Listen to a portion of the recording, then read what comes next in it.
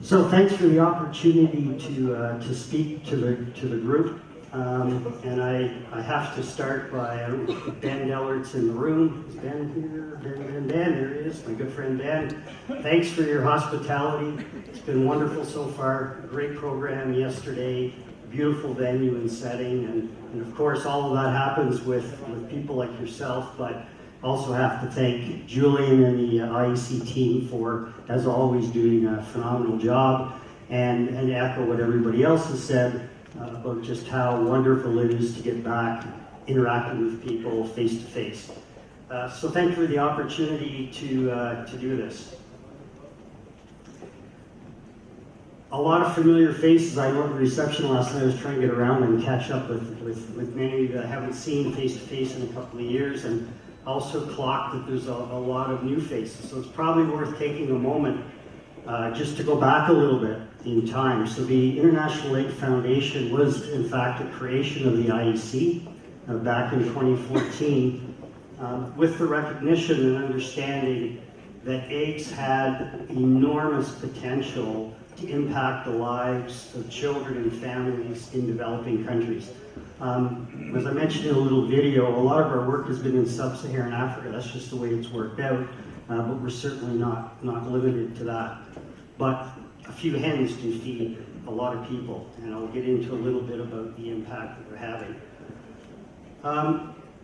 Working from the ground up, our vision is to create that independent and sustainable food systems in developing countries. In other words, this is that old adage of teaching somebody how to fish. And so a lot of what we do is aimed at enabling and empowering smaller scale farmers to become commercially viable, build successful businesses. And I think that's a really important part of our mission and mandate. It's a very small group of trustees that serve on the board. A number of them are here. I'm not going to get them to stand up, but I just want to make sure you know who they are. We have Steve Manton from the UK is on our board of trustees. Bruce Doyama from the United States. Carlos Saviani from DSM is on our board. Dr. Pierre-Marie Bourne with SIVA is on our board. And Julian Madeley, as you well know, is your CEO here at IEC. And we recently have brought on some staff support that we badly needed in the form of Cassie Price. I'm going to do it. And don't tell anybody, but it's Cassie's birthday today. So. Yay! And if you don't think I will pay for that, you don't know Cassie. So what's our challenge? And you saw some of this yesterday. And by the way, yesterday was about sustainability, and don't miss our showcase this afternoon because we're going to have some different reports, very different than yesterday. And they talked about the challenge around sustainability. Just look at those stats. 22% of the population are undernourished in sub-Saharan Africa, expected to reach nearly 30% by 2030. According to the State of Food Security, you're looking at 320 million more people not having access to adequate food, as what was the case just in 2019. Close to 1 billion people severely food insecure in 2020, an increase of 148 million from the previous year. And what was happening with the war in Ukraine and the impact and potential impact on food supply. So you kind of encapsulate that by saying nearly 1/3 of the global population do not have access to adequate food, and it's very pronounced with children. Stunting is a common problem. And the things that you do to produce and provide eggs is absolutely essential to the journey towards food security around the world and adequate nutrition. So our goals are a multitude of them, but I think it's really important just to take a moment. One, to fight against hunger and malnutrition. It's very interesting. I think Ope referenced it in his presentation for the golden egg. In some countries in sub-Saharan Africa, egg consumption is virtually zero. Yet there's no, that we're aware of, cultural or religious prohibitions against eating eggs. It's just not industries that have been developed. Yes, in some countries like South Africa, egg consumption would be similar to a lot of the developed world, but it's just not the case in many, many countries. And therein lies our absolutely massive opportunity to make a difference. So we can encourage consumption, we can help make eggs more accessible, but we can encourage and facilitate, everybody in this room can be part of that, not just by donating money, which yes, we're looking for that financial support, but think of the power of the growth of this industry towards Vision 365. A lot of that opportunity will come from growth in parts of the region where egg consumption is incredibly low. So, you can look at it from a humanitarian perspective in terms of opportunity. You can even look at it from a pragmatic perspective, that it's an opportunity for this industry to grow in parts of the world that we don't have that much of a footprint. And a big part of it, which I started with, is not just providing eggs to people, although we do that in our project in Eswatini. It's to help people learn to produce eggs, market eggs, and who knows better about that than people in this room. So right now we're focusing on about 4 different areas. I'll just touch on those briefly. Number 1 is education and training, just alluded to that. Improved human nutrition outcomes for children, and with that will lead to improved outcomes in school and concentration. Entrepreneurship, helping people learn to run a successful business, and then helping bring technological advances. First thing we did was develop training materials, and we put a group of people together to develop, I would call it kind of an egg 101, everything from biosecurity to vaccination to bird health to feed management, record keeping.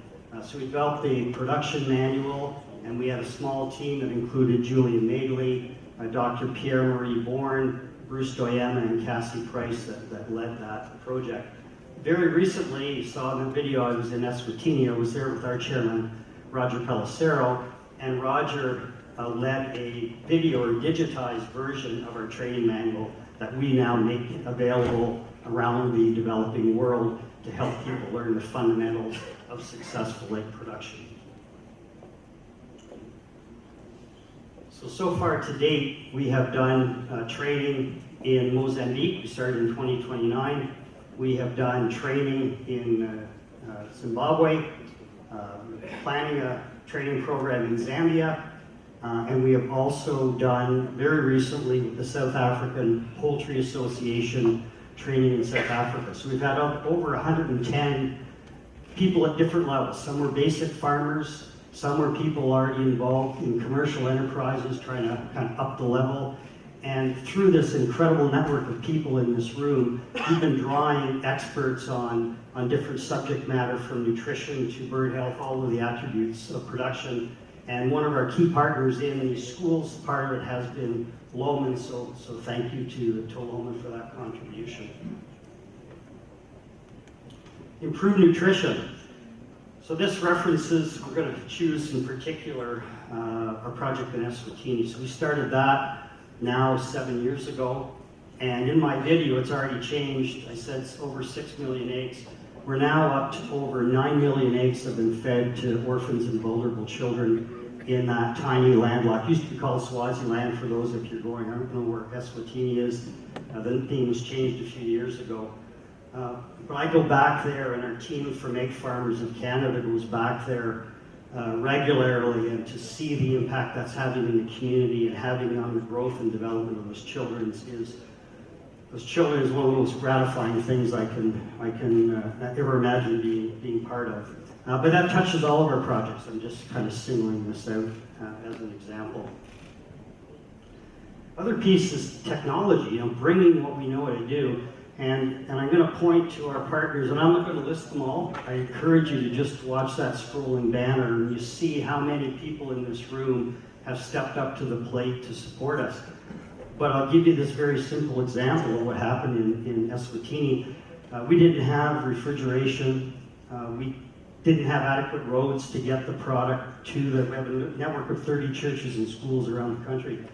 And so one of the partners was Sonovo, who their smallest commercial boiler was massively overbuilt, so they designed and custom built an egg cooker and chiller. But then, because of no refrigeration, our eggs were spoiling in about 4 or 5 days. So many of you know Dr. Fabian de Meester. Fabian came in and said, oh, I know how to fix that. And he gave us a very simple food-grade technology that we could use right in the chilling process. And we did trials. We were able to hold the eggs at 30 degrees Celsius for 30 days with zero spoilage. And it's incredibly simple. But it's an example of how everybody's come together.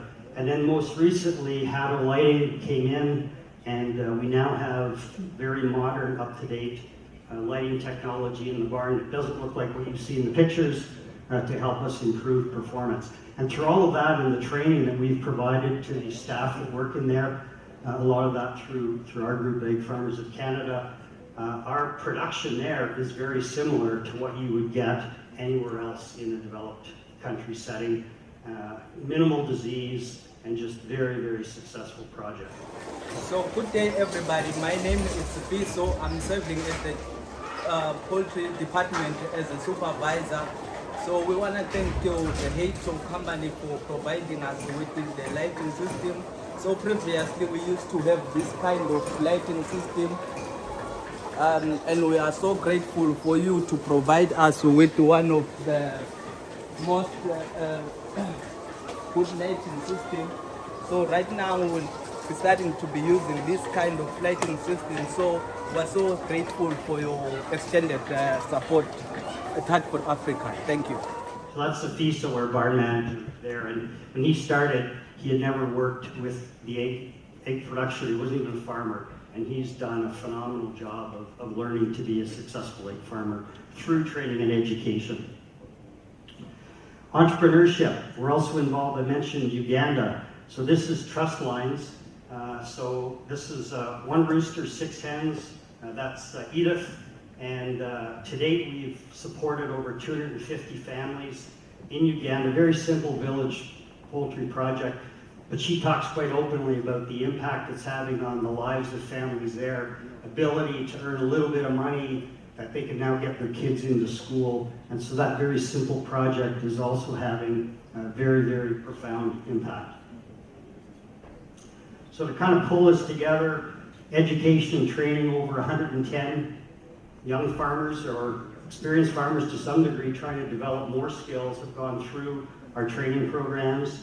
Over 9 million eggs in the project in Eswatini. Our technology solutions in terms of handling eggs without refrigeration, and then the entrepreneurship through truss lines. It's been a significant impact. I got to say that for the trustees involved, we feel like we're just scratching the surface on the potential, and that's where the outreach comes, that we need the engagement of more people in the industry. Yes, in kind, but we also need financial resources. If we can do this, and all of the trustees volunteer their time, if we can do this with what resources we have, the sky's the limit on how we can contribute to Vision 365 if we can expand the reach and scope of what we do. So why should you then invest in IEF? And I use the word invest. You know, we talk about donate, we talk about charitable contributions, but I personally view this very much as an investment. Number one, think that, I think you all do, you take pride, you see the impact of the nutrition that eggs can have in the lives of children in the developing world. That alone is reason enough, in my mind, to support something like this.